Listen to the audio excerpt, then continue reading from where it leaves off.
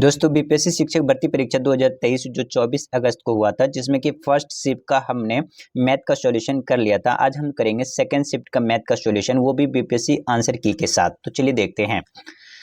और यहाँ पे जैसे प्लस प्रश्न नंबर फर्स्ट पूछा गया है 3/4 पर पावर -6 इंटू 4/3 पर पावर -6 इक्वल टू 3/4। एन का आपको वैल्यू निकालना है। तो यहाँ पर आपको कैसे करना था, देखिए सबसे पहले आपको यहाँ पे कुछ नियम पता होना चाहिए। इस तरह के सवाल करने से पहले क्या नियम पता होना चाहिए, जैसे अगर x पर पावर n हो इनटू में x पर पावर n हो, कहने का मतलब दोनों बेस सेम हो और पावर अलग अलग हो तो पावर क्या हो जाता है, जुड़ जाता है, यानी कि n प्लस क्या हो जाएगा, m हो जाएगा। एक तो नियम ये हो गया। दूसरा नियम आपको ये पता होना चाहिए क्या, कि अगर x पर पावर माइनस हो, यानी x पर पावर माइनस हो तो ये रिवर्स में यानी कि 1/x पर पावर 1 हो जाता है। ठीक है। दूसरा आपको ये पता होना चाहिए, यदि x पर x बटे y हो और पावर में माइनस हो, पावर में क्या हो, माइनस हो, -1 हो, -2 हो या कुछ भी हो, तो उस स्थिति में क्या होता है कि ये ऊपर नीचे हो जाता है, यानी कि y नीचे है तो y ऊपर हो जाएगा, x नीचे हो जाएगा, और जो पावर में -1 था तो माइनस हट जाएगा, सिर्फ यहाँ पे 1 हो जाएगा। ठीक है, या 1 हो सकता है, n यहाँ के n मान सकते हैं, n मान लीजिए तो यहाँ पे n हो जाएगा। तो इस तरीके से ये रूल आपको पता होना चाहिए। और इसके अलावा चौथा रूल ये है कि यदि x पर पावर 0 हो, यानी कि मान लीजिए कोई भी नंबर है और उसके पावर में अगर 0 हो तो उसका वैल्यू हमेशा 1 होता है। तो ये सारी बात आपको पता होना चाहिए इस तरीके के क्वेश्चंस को सॉल्व करने के लिए। ठीक है, चलिए अब हम इसको सॉल्व करते हैं। तो जैसे देखिए कि यहाँ पर 3/4 है, तो यहाँ पे हम ऐसे लिख देते हैं, यहाँ पे 3/4। ठीक है, हमने क्या करा, 3/4 यहाँ पे हमने कर दिया। पावर में क्या है, -6, तो -6 ले दिया। अब यहाँ पे देखिए क्या है, मल्टीप्लाई। अब यहाँ पे देखिए -8 है, नीचे में 4 था, तो इसको हम चेंज कर लेते हैं। क्या चेंज कर लेंगे, यहाँ पर यहाँ पे 3 ऊपर लिख लेते हैं, 4 नीचे लिख लेते हैं। ठीक है, और ऊपर में -8 है तो सिर्फ 8 लिख देते हैं। ऐसा क्यों, क्योंकि अभी मैंने आपको बताया यदि x पर y हो, x बटे y हो और पावर में क्या हो, कुछ भी n हो, तो माइनस हटाने के लिए क्या करते हैं, ऊपर नीचे कर देते हैं, यानी कि ऊपर वाला नीचे और नीचे वाला ऊपर कर देते हैं, ये कर देते हैं। ठीक है, तो उसी नियम के आधार पे हमने यहाँ पे इसको कर दिया है। ठीक है, चलिए अब हम इसको सॉल्व करते हैं। तो अब यहाँ पे हमारा ये हो गया। अब इक्वल टू हम ये लिख सकते हैं क्या, कि यहाँ पे 3/4 और पावर में क्या है, पावर में है -n। तो अब देखिए बेस दोनों जगह सेम है तो पावर क्या होगा, जुड़ जाएगा। अभी अभी हमने सीखा है, तो यानी कि 3/4 पावर में ये जुड़ जाएगा, तो माइनस में 6 अब प्लस में क्या हो जाएगा, 8, अब बराबर में 3/4 और पावर में क्या हो जाएगा, n, यही हो जाएगा। अब देखिए यहाँ पे क्या हो जाएगा, 3/4 तो 8 माइनस प्लस माइनस 8 में 6 जाएगा तो क्या बचेगा, 2, अब बराबर में 3/4 और पावर में क्या हो जाएगा, n। अब यहाँ पे एक रूल ये भी होता है क्या, कि यदि दोनों के बराबर में इक्वल हो तो पावर भी क्या होगा, इक्वल होगा।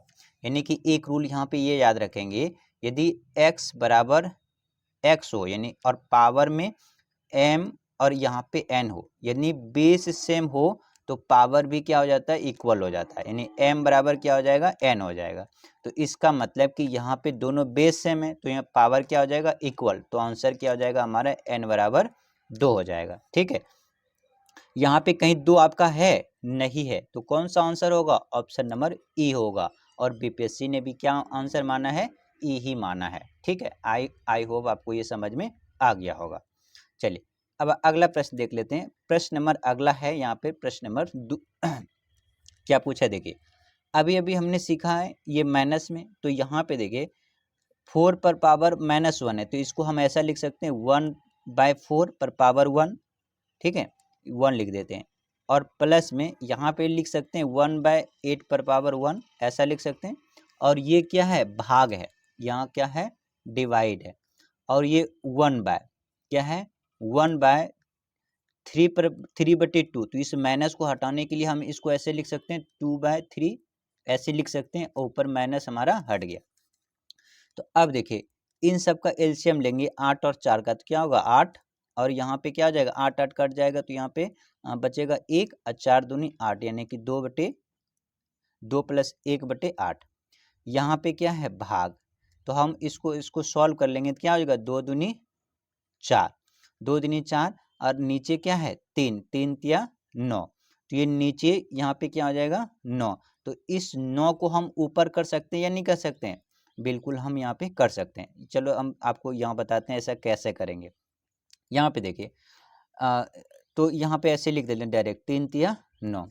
अब यहाँ पे देखिए ये बट्टे में था, तो यहाँ हम ऐसे लिख सकते हैं 1/1, और यहाँ पे 9 ऊपर लिख सकते हैं और नीचे में 4, तो यानी कि 9 ऊपर हो जाएगा, तो यहाँ 2 और 1 कितना हो जाएगा 3, अब बट्टे में क्या हो जाएगा 8, और इस वाले संख्या 9 एकम 9 और 4 एकम 4, यानी कि 9 ऊपर नीचे में 4, ये हमने लिख दिया। अब हम यहाँ क्या करेंगे 3/8 इंटू इस भाग को गुना में बदल देंगे, जो नीचे है उसको ऊपर लिख देंगे और जो ऊपर है उसको नीचे लिख देंगे। अब 4 दूनी 8, ये कट गया, और 3 तिया 9, यहाँ कट गया। अब हमारा क्या हो गया 1/2 गुना में 1/3। अब हमारा यहाँ लिख 1 ऊपर हो जाएगा और नीचे 3 दूनी 6, यानी कि ये हमारा आंसर हो गया 1/6। कौन सा है? ऑप्शन नंबर ए, और बीपीएससी ने भी यही आंसर माना है। आई होप ये समझ गए होंगे। चलिए देखिए प्रश्न नंबर 3 पूछा है यहाँ पे A/B बराबर ये है। यहाँ पे देखिए ये करने से पहले थोड़ा कुछ आपको मैं रूल बताता हूँ। जैसे मान लीजिए कि 1/2 है, ठीक है, और ये भागा है यहाँ पर 3/8। इसको अगर आप बदलेंगे तो कैसे बदलेंगे? तो कहोगे जी कि 1/2 है, इसको भाग कर लेंगे 3/8 से, तो कहने का मतलब यहाँ हो जाएगा 1/2, और इसको आप कर लेते हैं ऊपर और इसको कर लेते हैं नीचे, यानी कि यहाँ पे इस तरीके से आपका सॉल्व हो जाता है 2 चौके 8, यानी कि यहाँ से आपका आंसर आ जाता है 4/3। तो इस तरीके से अगर होता है तो हम इस तरह से क्या कर लेते हैं भाग कर लेते हैं, तो वही नियम यहाँ पे भी लागू होगा।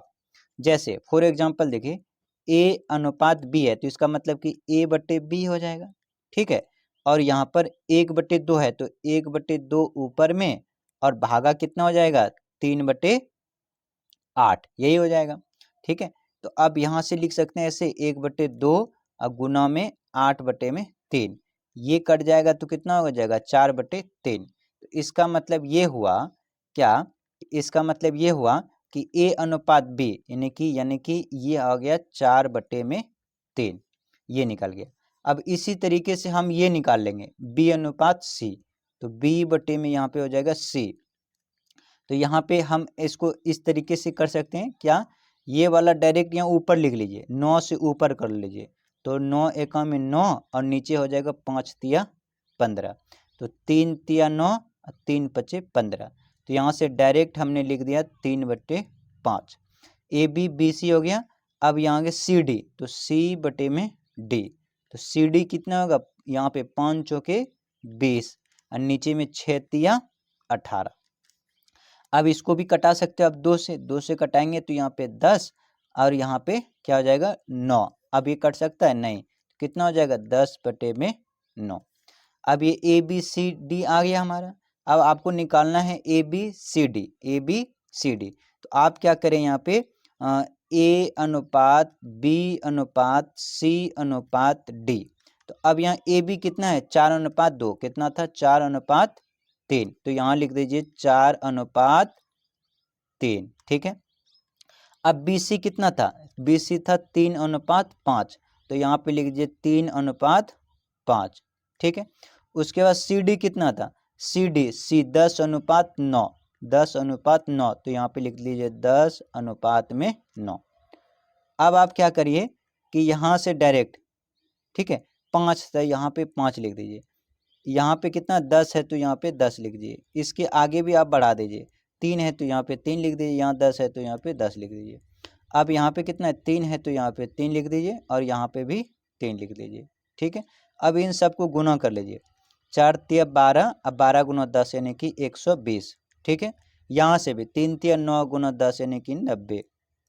अब यहाँ पे 5 तिया 15 यानी कि 150, और यहाँ पे भी 5 तिया 15, 15 नमा 45, यहाँ पे 9 पचे 45, 5 दिया 15, 15 35 यानी कि 135, ये आ गया। अब इसको कटा दीजिए, यानी कि या तो यही आंसर होगा या तो यहाँ पे इसको डिवाइड करना पड़ेगा। तो देखिए 15 से 15 अट्ठे 20 से यानी कि 8 बार में कट गया। अब 15 छक्के 90 यानी 6 बार में कट गया। अब 15 10 है यानी कि 10 बार में इसको कट गया। अब 15 यानी 9 बार में ये कट गया। तो कितना आ जाएगा 8:6:10:9। कौन सा आंसर है? Option number B. I hope आप ये समझ गए होंगे। चलिए अगला प्रश्न देखते हैं। अगला प्रश्न यहाँ पे पूछा है सुरेश और शशि एक काम को 11 दिन में और 17 दिन में करता है। सुरेश है, कोई एक सुरेश है और एक शशि है, ठीक है। ये कह रहे हैं कि सुरेश 11 दिन में कोई काम करता है और शशि 17 दिन में। मान लीजिए अगर दोनों मिल के काम करेगा तो यहाँ कितना हो जाएगा 187। इन दोनों का एलसीएम लेते हैं। अब ये शशि का एक दिन का काम निकालते हैं तो ये हो जाएगा कितना 17 गुना 11 करोगे 187 और 11 गुना 17 करोगे तो ये, यानी कि सुरेश का एक दिन का काम है 17 और शशि का एक दिन का काम है 11। अब कह रहे कि टोटल जो पैसा कमाता है 5600, और जिसमें कह रहे कि शशि तो सुरेश का हिस्सा कितना होगा? सुरेश का एक दिन में 17 है, दोनों मिलकर कितना कमाता है 7 1 8 यानी कि 28। तो 28 दूनी कितना होगा 56, 200 और 17 दूनी कितना हो जाएगा 34, यानी कि जो सुरेश का है वो हो जाएगा 34। तो 34 किस में है? ऑप्शन नंबर बी में है, ठीक है। इस तरह से दूसरा भी निकाल लोगे आप 5600 और यहाँ पे दूसरे का कितना होगा शशि का, तो शशि का 11/28, तो 28 दूनी कितना हो जाएगा 56, 200, 11 दूनी 2200। 2200 कौन सा है? यही आंसर है। तो ऑप्शन नंबर क्या हो जाएगा? बी हो जाएगा। चलिए ये प्रश्न नंबर 5 पूछा है ए का वजन बी के वजन का 25% है। मान लेते हैं ये ए है और ये बी है। अब ए का जो वजन है बी के वजन का 25%। 25% का मतलब होता है 25% का फ्रैक्शन बदलेंगे तो 1/4। इसका मतलब अगर बी 4 है तो ए कितना है? 1 है। आप कह रहे हैं कि सी के वजन का 40%, यानी सी का वजन पता नहीं है और इसका 40% ए है, इसका 40% ए है।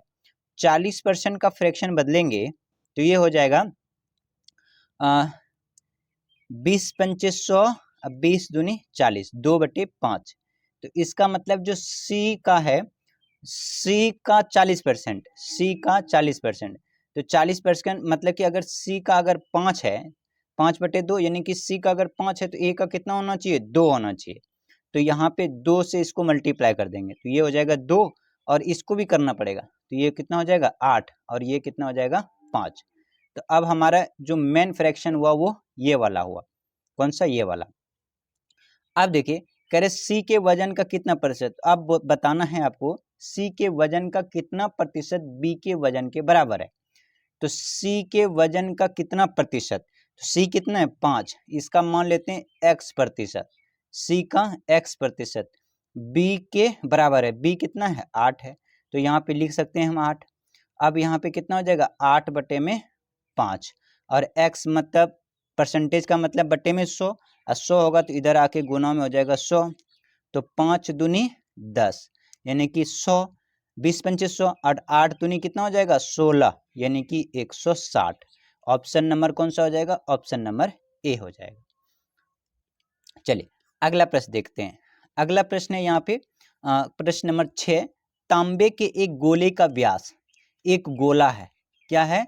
एक गोला, ये है गोला 6 सेंटीमीटर का है, पिघलाया जाता है और एक समान वृत्ताकार अनुप्रस्थ काट के लंबे तार में खींचा जाता है, लंबे तार खींचा जाता है। ये गोला है और इसको पिघलाकर एक लंबा तार बनाया जाता है। चूंकि तार किस प्रकार का होता है? तो तार एक गोलाकार होता है, बेलनाकार। तार कैसे होगा? तो बेलन के आकार का, तो ये बेलन बना देते हैं तो ये हो जाएगा बेलन के आकार का, ठीक है। तो इस तरीके से आपका क्या हो गया?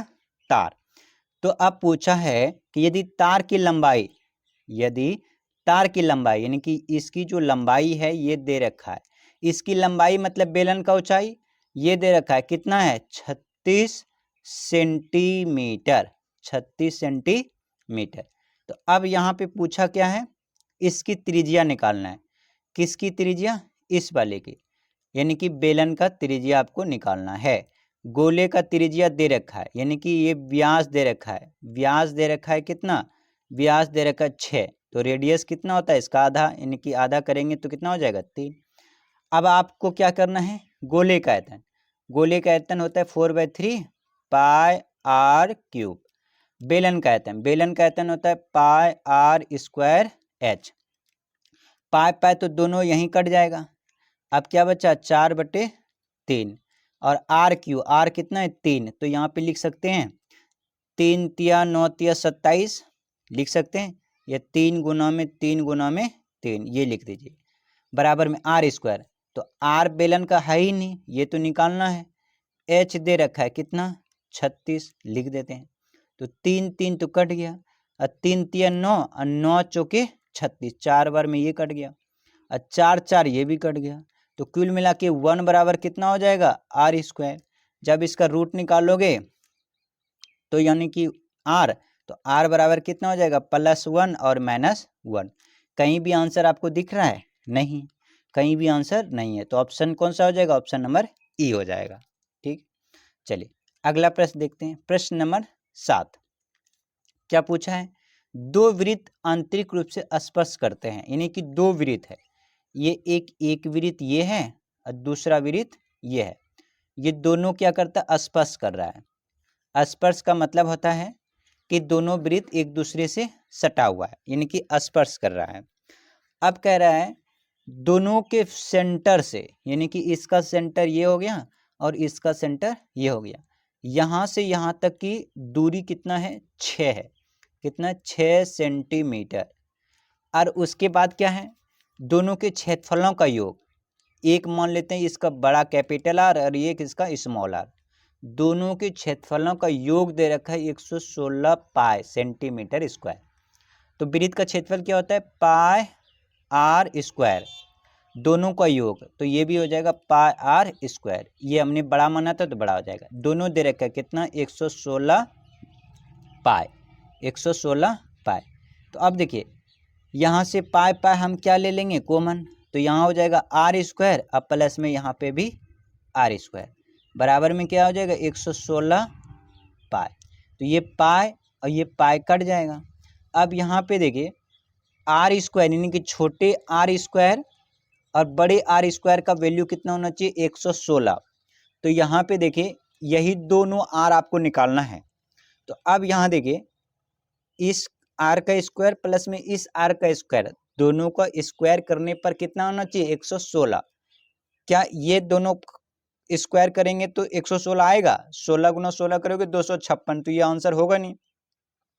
10 गुना 10 करोगे यानी कि 100, और 4 गुना 4 करोगे कितना आएगा? 16, यानी कि 116। देखिए 116 आ रहा है या नहीं आ रहा? आ रहा है। तो ऑप्शन नंबर हमारा बी आंसर हो जाएगा। सी भी नहीं होगा, क्यों? बराबर है 44 से 144, तो ये हो जाएगा। तो ऑप्शन नंबर हमारा क्या हो जाएगा? बी। एक तो तरीका ये है। दूसरा तरीका ये है कि आप इसको यहाँ एक्स मान लीजिए, ठीक है। छोटे आर को अगर यहाँ मान लीजिए छोटा आर कितना है? एक्स, ठीक है। तो बड़ा आर कितना हो जाएगा? बड़ा आर हो जाएगा 6 माइनस एक्स, यही हो जाएगा। अब फिर यहाँ पे एक एक्स स्क्वायर करेंगे और ये इसको भी स्क्वायर कर देंगे, ठीक है, यानी ए माइनस बी का स्क्वायर। फिर ये बड़ा इक्वेशन बन जाएगा। फिर उस तरीके से आपको इसको सॉल्व करना पड़ेगा, फिर ये लॉन्ग मेथड हो जाएगा, ठीक। तो इस तरीके से भी आप इसको सॉल्व कर सकते हैं। प्रश्न है, एक तेज ट्रेन 600 किलोमीटर की यात्रा के लिए धीमी ट्रेन से 3 घंटे कम समय लेती है। यदि धीमी ट्रेन की गति तेज ट्रेन की गति से 10 किलोमीटर प्रति घंटा कम है तो दोनों ट्रेन की गति बताना है। मान लेते हैं कि एक जो ट्रेन है वो कैसी चलती है? स्लो। कैसी चलती? स्लो। स्लो का मतलब धीरे। और दूसरी जो ट्रेन है वो चलती है बिल्कुल फास्ट, यानी कि तेज। देखिए जो स्लो चलती है ये कह रहा है कि दोनों ही स्थिति में जो डिस्टेंस होगा वो कितना है? 600 किलोमीटर, यानी कि टोटल दूरी कितनी तय करती है? 600 किलोमीटर। अब यहाँ पे देखिए स्पीड क्या होता है। यदि धीमी ट्रेन की गति, धीमी ट्रेन ये है, गति तेज ट्रेन की गति से 10 किलोमीटर घंटा कम है। तो यहाँ मान लेते हैं कि इसकी जो स्पीड है वो कितना है, x किलोमीटर प्रति घंटा। अब यहाँ पे क्या हो जाएगा, x किलोमीटर। अब वही चीज यहाँ पे पूछा है कि जो तेज, यहाँ पे तेज ट्रेन की गति से 10 किलोमीटर प्रति घंटा कम है, तो यानी कि ये x है तो ये कितना होना चाहिए, x + 10 किलोमीटर प्रति घंटा। ठीक है। अब आपसे क्या पूछा है कि धीमी ट्रेन से, अब यहाँ पे जो तेज ट्रेन चलती है ना, धीमी ट्रेन से 3 घंटा कम समय लेती है। जो धीरे धीरे ट्रेन चलेगी वो बिल्कुल कम स्पीड होगा, जो फास्ट चलेगी उसकी स्पीड ज़्यादा होगा। कितना ज़्यादा है, 10 किलोमीटर प्रति घंटा, जिससे कि उसको 3 घंटे कम समय लगता है। तो अब यहाँ देखिए समय बराबर क्या होता है, दूरी बटे चाल। तो यहाँ पे देखिए 600 बटे में x, कम समय लगती है तो यहाँ पे भी 600 बटे में x प्लस में 10, x प्लस में क्या हो जाएगा 10 बराबर में 3, क्योंकि यहाँ पे समय बराबर क्या होता है, यहाँ पे ऐसे होता है समय बराबर दूरी बटे चाल। तो डिस्टेंस निकालेंगे कितना होगा, टाइम इंटू स्पीड होगा। हमें अगर समय निकालना तो क्या हो जाएगा, समय बराबर दूरी बटे में स्पीड, यानी कि ये समय, तो समय यहाँ निकालना है। अब इसको क्या कर लेंगे, यहाँ पर सॉल्व कर लेंगे, यानी कि इक्वेशन बना लेंगे। इक्वेशन बनाएंगे तो यहाँ पे कैसा हो जाएगा, x इंटू में यहाँ पे x प्लस में 10, x प्लस में 10। अब आप क्या करेंगे, यहाँ पे ये कट जाएगा, यहाँ पे हो जाएगा 600x, और यहाँ x कट जाएगा, यहाँ हो जाएगा 600 गुना में x प्लस में 10, ये हो जाएगा बराबर में हो जाएगा 3। अब यहाँ पे देखिए ऊपर क्या करेंगे 600 कॉमन ले लीजिए, 600 कॉमन लेंगे तो क्या हो जाएगा, यहाँ पे x प्लस में 10, अब माइनस में 600, तो 600 कॉमन ले लिया, यहाँ क्या बचेगा x, तो ऊपर ये हो जाएगा। अब बराबर में इससे इसी गुना करेंगे तो ये हो जाएगा 3x, अब प्लस में x प्लस में 10, x प्लस में क्या हो जाएगा 10। ठीक है। तो अब यहाँ पे देखिए इससे कटा देंगे तो ये कितना हो जाएगा 200, और यहाँ x कट जाएगा, यहाँ बचा क्या 10, तो यहाँ देखिए 2000 हो जाएगा, 2000, और ये इधर क्या बचेगा, यहाँ x गुना x करेंगे तो क्या हो जाएगा x², अब प्लस में 10 गुना करेंगे तो ये हो जाएगा 10x। तो इस तरीके से आपका यहाँ पे एक इक्वेशन बन गया क्या, x² प्लस में 10x माइनस में 2000 बराबर में 0। अब इसको सॉल्व कर लेंगे तो यहाँ पे x का वैल्यू आपका निकल जाता है। जब इसको सॉल्व कर लेते हैं, जब इसको आप सॉल्व करेंगे तो यहाँ पे हो जाएगा x² अब प्लस में 50x माइनस में 40x, और ये माइनस में 2000 इक्वल टू 0। तो यहाँ से आप यहाँ x कॉमन ले लीजिए तो यहाँ पे क्या हो जाएगा x प्लस में 50, और यहाँ से हम माइनस 40 कॉमन ले लेते हैं तो यहाँ हो जाएगा x 50। तो यहाँ से x बराबर कितना हो जाएगा 40, और यहाँ पे x बराबर हो जाएगा -50। तो ये तो माइनस में होगा नहीं, तो यहाँ ये, तो यानी कि एक हो जाएगा 40, और एक क्या था x + 10, तो यानी कि 40 और प्लस में 10 कितना हो जाएगा 50। तो एक 40 और एक 50, तो ये है 50 और 40, ऑप्शन नंबर हमारा ए हो जाएगा। चलिए अगला प्रश्न देख लेते हैं। अगला इसे जब आप सॉल्व करेंगे तो यहाँ पे देखिए कोई भी एक आप यहाँ से कोई सा भी ऑप्शन से उठा लीजिए x का मान, तो हम यहाँ पे b ले लेते हैं, वैसे b होगा तो आपको यहाँ पे या तो इसको सॉल्व कर ले, सॉल्व करेंगे तो काफ़ी टाइम लगेगा, ऑप्शन मेथड से करें। b हमने ले लिया, या आप a ले सकते हैं। अब x की जगह पे जहाँ जहाँ है वहाँ पे आप 1/3 रख दीजिए। तो यहाँ पे 1/3 रखेंगे, जैसे कि 1/x है प्लस में 1/y है बराबर में 8 है, तो यहाँ पे आप रखेंगे x की जगह 1/3, तो 1 जब 3 रखेंगे तो ऊपर चला जाएगा, तो ये 3 और ये 1 हो जाएगा, और ये 1/8 जीरो में कितना हो जाएगा 8, इसको आप उधर ले जाएंगे तो 1/y इक्वल टू 8 - 3 यानी कि 5, यहाँ पे 1 रखेंगे। ठीक है, और यानी कि y बराबर हो जाएगा 1/5। तो अब यहाँ y बराबर 1/5 हो गया। तो अब इस वाले में क्या करेंगे, y का मान रखेंगे, तो y का मान रखेंगे तो z निकल जाएगा, फिर यहाँ पे z का मान रखेंगे तो फिर x निकल जाएगा। तो जो आपने मान रखा था यानी कि 1/3, तो यहाँ से भी आपका 1/3 आ जाएगा, तो आपका मान सेटिस्फाई हो जाएगा। तो ऑप्शन नंबर बी हो जाएगा। तो इस तरीके से आप इसको सॉल्व कर सकते हैं। अगला प्रश्न देखिए क्या पूछा है। अगला प्रश्न पूछा है कि चक्रवृद्धि ब्याज 5 वर्षों साधारण ब्याज से 50% वृद्धि हो जाती है, कितना 50%। तो यहाँ से सबसे पहले आपको क्या निकालना पड़ेगा, रेट ऑफ इंटरेस्ट। मान लेते हैं कि प्रिंसिपल हमारे पास 100 रुपये है, रेट ऑफ इंटरेस्ट यानी कि पता नहीं है, टाइम कितना है 5 साल। अब 50% का मतलब होता है कि 50 रुपये, तो यानी कि हमारा कितना हो जाएगा 50 रुपये वृद्धि होती है। तो यहाँ पे हमारा बटा डिवाइड बाय कितना हो जाएगा 100, तो यहाँ से 100 कट जाएगा। अब 5 यानी कि 5 एकम 5 यानी कि 10, तो रेट ऑफ इंटरेस्ट कितना आ गया 10%। कितना आ गया 10%। 3 वर्ष के लिए निकालना है। तो आपके यहाँ पे बहुत सारे फॉर्मूला आता है, या तो आप इसको ऐसे लगा लीजिए, P इंटू 1+R/100, पावर में कितना हो जाता है टाइम अब माइनस में 1, और इसको यहाँ पे या तो ये फॉर्मूला लगा दीजिए तो निकल जाएगा, या फिर यहाँ पे एक और तरीका है, बहुत सारे तरीका, वैसे तो कोई सा भी मेथड आप लगा सकते हैं। क्या कि 10 का चीज़ कितना हो गया 11, 10 का चीज़ कितना हो गया 11, 10 का चीज़ 11 यानी कि 3 साल के लिए, तो ये हो जाएगा कितना 1000, और ये हो जाएगा कितना 1331। 1331 मैंने एक ज़्यादा लिख दिया, 1331 कितना हो जाएगा यहाँ पे 1331। 1331। तो अब यहाँ देखिए यहाँ पे 100 में देखिए 100 में, तो 100 में यहाँ पे पॉइंट डालेंगे तो यहाँ हो जाएगा 33 रुपये, यानी कि 100 रुपये में 33 रुपया वो इतना होता है। तो 1 रुपये में कितना होगा 33/1/100, और गुना में यहाँ कर देंगे कितना 12,000, कितना कर देंगे 12,000। तो यहाँ से डबल जीरो कट जाएगा, तो यहाँ पे कितना हो जाएगा 120, और गुना में 33.1, इसको गुना कर देंगे तो आपका यहाँ पे आंसर निकल जाएगा। कितना निकलेगा ये 3,972 रुपये। या फिर एक और तरीका है, उसको तरीका से भी सॉल्व कर सकते हैं। जैसे यहाँ पे 3 वर्ष का पूछा है, रेट ऑफ इंटरेस्ट हमारा कितना निकल गया 10%। तो आप यहाँ 3 साल के लिए पहला लिख लीजिए यहाँ पे, फिर यहाँ पे दूसरा लिख लीजिए, फिर यहाँ पे तीसरा लिख लीजिए, यानी कि 1 साल। अब यहाँ पे देखिए 12,000 का 10% निकालेंगे तो कितना निकलेगा 1200 रुपये, तो यहाँ 1200 रुपये। फिर 1200 रुपये का 10% निकालेंगे कितना हो जाएगा 120 रुपये।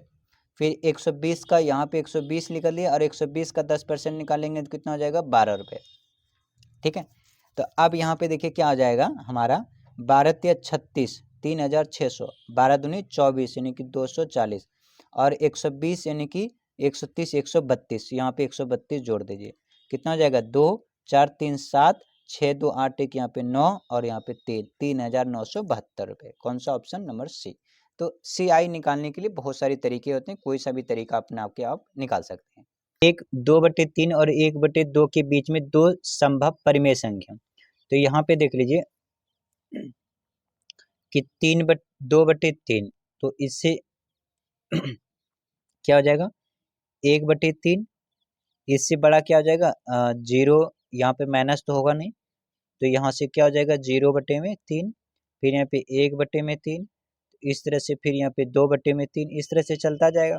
तो एक तो यहाँ पे ये हो जाएगा 1/3 ये हो जाएगा, और 1/3 ये हो जाएगा, यानी कि 1 और ये तो 2 यहीं हो गया, तो 2×3 यानी ये तो होगा नहीं, ये नहीं हो रहा है, 2×6 1/3 माइनस में, और 2×6 1/3, तो यानी कि ये दोनों ही आंसर हो रहा है। तो ऑप्शन नंबर क्या हो जाएगा बी। अगला प्रश्न देखिए, अगला प्रश्न है कि एक पिता की उम्र के कह रहे एक पिता की उम्र उसके पुत्र की उम्र की 5 गुनी है। ये मान लेते हैं कि एक पिता की उम्र, ये फादर है, ठीक है, ये फादर की उम्र है और उसके बेटे की उम्र, कह रहे एक पिता की उम्र उसके पुत्र की उम्र की 5 गुनी है, यानी कि अगर इसका x है तो इसका कितना होगा 5x।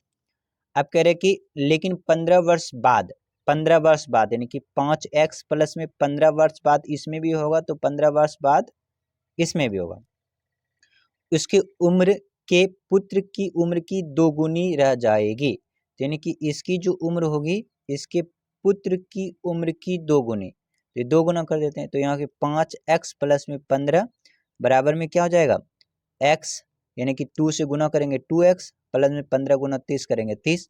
तो अब यहाँ पे देखिए 5x माइनस 2x बराबर में 30, और यहाँ माइनस करेंगे 15, तो 3x इक्वल टू 15, 3 पचे 15, एक्स की वैल्यू यानी कि इसकी बेटे की आयु कितना है 5 वर्ष और पिता की आयु पचे 25 वर्ष। क्या पूछा था पिता की उम्र, तो कौन सा हो जाएगा ऑप्शन नंबर बी हो जाएगा। चलिए अगला प्रश्न है। अगला प्रश्न पूछा है कि नीलू 1 रुपये में 2 नींबू की दर से नींबू खरीदती है। ठीक है, यहाँ पे देखिए ये रुपीस है और ये क्वांटिटी है। कहला पहले खरीदती है तो यानी कॉस्ट प्राइस।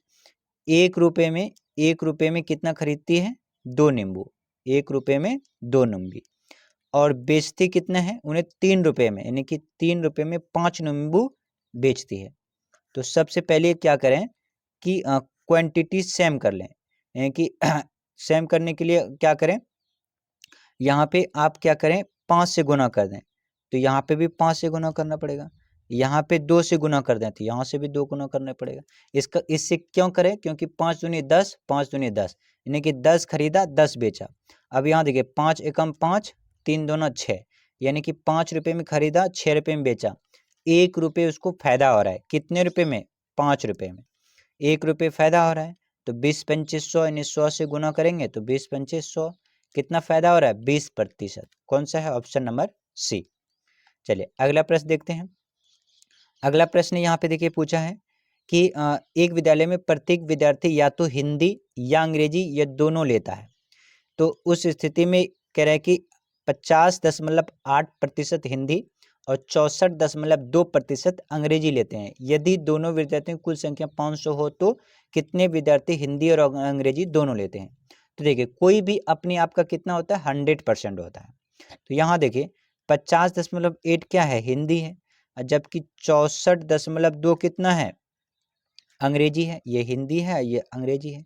तो 8 2 10, 4 1 5, 6 5 11, यानी कोई अपने आप का कितना होता है 100, लेकिन है कितना 115। 100 माइनस कर देंगे कि कितना ज़्यादा बता रहा है 15%। ज़्यादा 15% इसलिए बता रहा है क्योंकि वो दोनों में आ रहा होगा। दोनों में आ रहा होगा कहने का मतलब कि ये हिंदी हो गया और ये इंग्लिश हो गया। तो यानी कि अगर ये जो ये 15 की बात कर रहा है तो 15 ज़्यादा इसलिए हो रहा होगा ना कि ये दोनों में आ रहा होगा। तो टोटल विद्यार्थी कितना है 500। अब 15% दोनों आ रहा है हिंदी और अंग्रेजी, तो 5 15 इसका निकाल देंगे तो 100 कट जाएगा, 15 25 कितना हो जाएगा 75। आंसर कौन सा होगा ऑप्शन नंबर सी। अगला देख लीजिए। अगला प्रश्न यहाँ पे पूछा है ये कि निम्नलिखित का मान ज्ञात कीजिए। तो आप सभी जानते हैं अगर x का पावर m हो, अगर बेस सेम हो तो पावर क्या हो जाता है जुड़ जाता है, m प्लस n हो जाता है। तो इसका मतलब देखिए बेस सब में क्या है सेम है, तो ऊपर क्या हो जाएगा इससे से मल्टीप्लाई करेंगे तो क्या हो जाएगा ए बी, यहाँ माइनस क्या हो जाएगा ए सी, ये हो जाएगा। तो ऊपर सारे जुड़ेगा तो यहाँ पे इसको भी जोड़ देते हैं, बी सी माइनस में ए बी, यहाँ पे भी वही जुड़ेगा, क्या हो जाएगा ये क्या है सी, तो यहाँ पे ए सी माइनस में बी सी। अब देखिए यहाँ प्लस ए सी यहाँ माइनस ए सी कट गया, यहाँ पे प्लस बी सी यहाँ माइनस ए सी ये कट गया, यहाँ plus B C A B यहाँ माइनस ए बी कट गया। तो x बराबर क्या हो गया पावर में 0। कोई भी संख्या के पावर में 0 हो तो उसका वैल्यू कितना होता है 1, तो ऑप्शन क्या हो जाएगा बी। ठीक है, तो ये कुल मिला के 16 प्रश्न पूछे गए थे जो कि आई होप आप सारे समझ चुके होंगे। अगर इस चैनल पे नए तो कृपया चैनल को सब्सक्राइब जरूर कर लीजिएगा। Thank you, bye bye, take care.